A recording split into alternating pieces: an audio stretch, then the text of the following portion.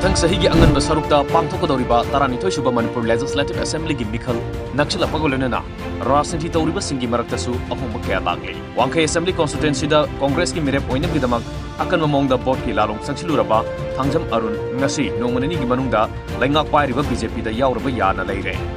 Amaromda sungsinaba BJP gi laingak asiga punna center da satminariba party amagi MLA su BJP da yauruknaba thorang tawkre hairi.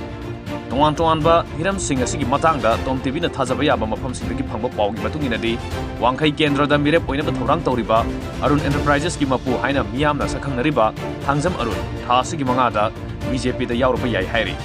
BJP Manipur Pradesh ki masin satpa miyosingdagi phangba paw amagi matunginadi lakadoriba ningol chakopgi mangoinena Thangjam Arun bu BJP na harau tayamna oknaba thorang tawre hairi.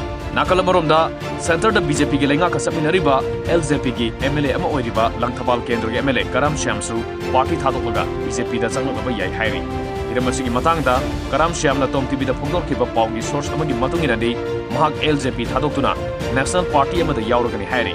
Adumainamak Karamba party da yaugdoribano haibadi sabsana phongdorpa leitre.